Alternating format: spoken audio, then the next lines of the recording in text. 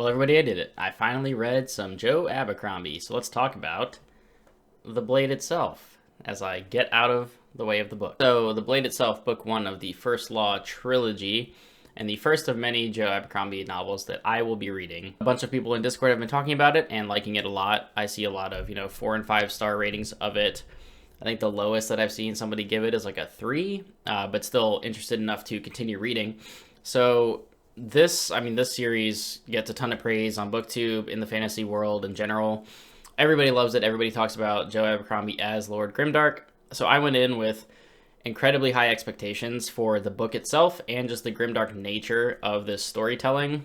Because I've read some pretty dark things in the last year.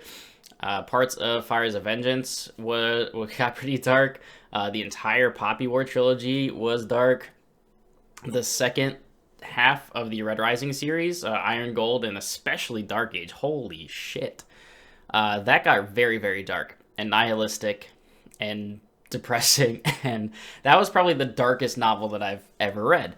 So I was expecting sort of, based on the reputation, that this was just going to be awful people, awful world, awful everything. And for the most part, I got that. It was slightly less dark than I was expecting, maybe because of those expectations. But obviously, tons of great characters in this book specifically. The world is pretty tough on most people. There aren't a lot of good people, seemingly. Especially the crowd favorite Glokta, who is probably my favorite as well from this first book. He's kind of a piece of shit. So let's talk about these characters and my thoughts on the Blade itself. So first and foremost, like and subscribe as always. There's also a Patreon and Discord links in the description box down below if you're interested in those. So let's talk about this book, shall we? So the Blade itself, as everybody kind of told me, there's no plot. It's all characters. And for the most part, that's true. I think it's slightly overblown. There definitely is plot, but I think where that comes from is a lot of books that people are used to in fantasy. It seems like there is one plot. Like there is a goal in mind at the end of the book. You have like your set of characters, and whether they split up or not, they kind of converge at the end and go on a quest. That's not really here. You're introduced right up front to Logan Ninefingers, who is a barbarian, pretty troubled past, lots of loss, whether it be family or friends or otherwise. He's kind of a damaged character, and he has a lot of violence in his history. He's not a great person, but I'd say of the main cast, it seems like him and Jezal are probably Jezal. I'm gonna say Jezal are probably the least terrible people in this book. I mean, Logan does save people in this book. He goes out of his way to help others at times. There is, of course, a side of him, which is why he's called the Bloody Nine, where he's kind of terrifying and can slaughter people. And there's some kind of like, I don't know if it's magic or what going on behind the scenes, but more than meets the eye with him. I'll say that much. But there's one scene where he finds this guy named Kwai. He's a apprentice to Bias, who's sort of like the main magi character in this story.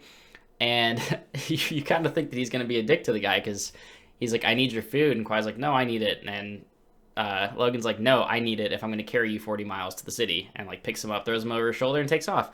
So I was like, oh, good guy at Ninefingers over here. So you're introduced to Logan. He's fighting a bunch of flatheads in the woods. He's just kind of like battling through this forest.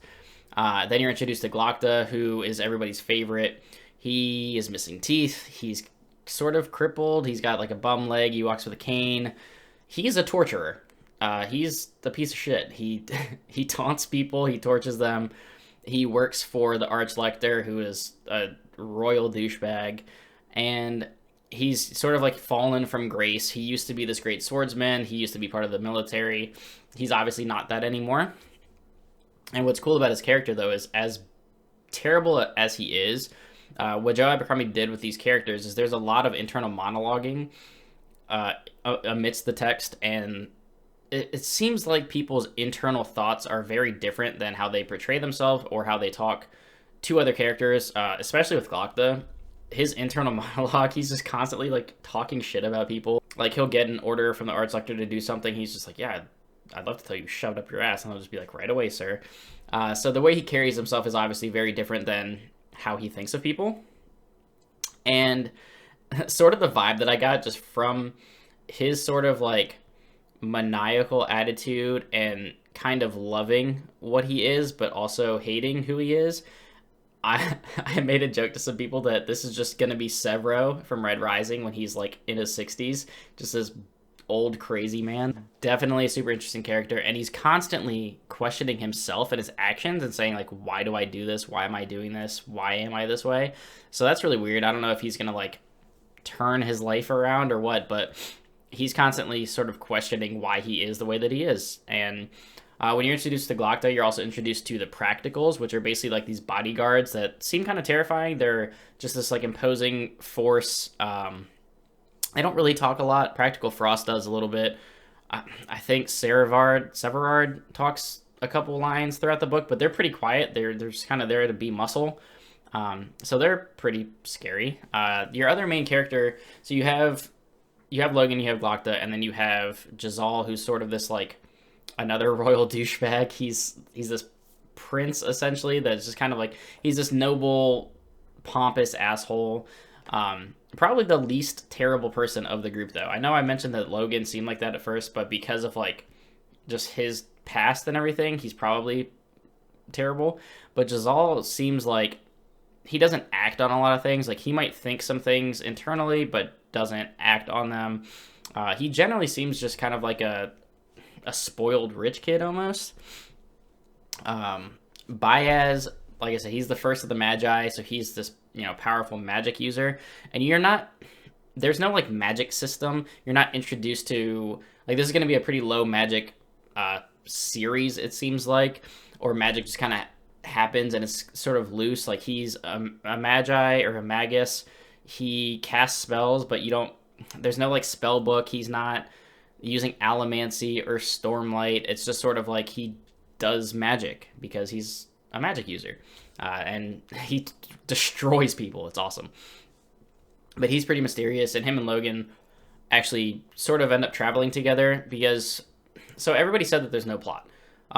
That's sort of true and sort of not. There's basically like 5 or 6 different minor plots sort of happening, and you're just following these characters in their stories, and some of them sort of weave together and intermingle.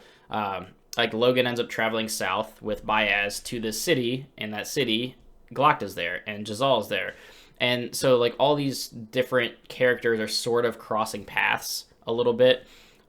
Even some of the side characters like West, who is Artie's brother, and Artie is this girl that Jazal really likes. A lot of people like her because apparently she's gorgeous. The funniest thing about West, though, as a side character, is he has serious anger problems, and if you mention wanting to bang his sister, he is probably going to threaten to kill you. He doesn't like it. The Dog Man is part of Logan's crew. Very weird name, but he's just sort of like another barbarian type. He doesn't get a lot of time in this book. He's not super fleshed out, in my opinion, but he's definitely interesting. There's quite a few side characters that don't really get a lot of time because it's not a super long book, and you're balancing all these different POVs already. But the character work is incredibly interesting, honestly. The dialogue is great. I'd say it's paced pretty well. It never really felt slow. If you're interested in these characters, I think whatever they're doing is interesting. Like following Glokta, I mean, he's doing basic shit. Like he's torturing people. He's running errands for the Archlector. There's a whole chapter opening up where it's, I think it was called the morning routine or the routine, daily routine, whatever. I think it was the morning routine. It's his morning routine. It's him getting out of bed and going to the bathroom and shitting on himself, and it was unexpected. But even that was interesting. So the characters are all obviously gray. None of them are just straight up good people. No one is really treated that well in this world, seemingly. I mean, the entire like governing body or anybody in sort of like a political position seems rather corrupt and crappy. So I don't foresee a lot of happy endings with a lot of these characters, especially side characters. They're probably just going to get killed. But I mean, you've got torture, you've got death, you've got just people being awful to each other. Like there's this whole plot line with Glocta where they're basically framing people to submit confessions to basically break up these groups of people that have power. So I mean, they're terrible people. From a world building perspective, it's definitely not the focus of the book as far as like the scenery, where they're at, describing cities, things like that. It's really heavily focused on the characters themselves, their dialogue, and their day-to-day stories that are happening. But it was really interesting, and it's definitely the strongest part of these books. I expect will continue to be the characters. There obviously is a plot. It's just very, very loose, and you're more focused on the individual character storylines rather than, like, we're going to go defeat Sauron. But, I mean, overall, I really liked it. The characters are super interesting. I think the writing is well done. I mean, for this being his first novel in this, universe, it's definitely a great foundational piece and baseline to build these characters before you follow them further into the storyline.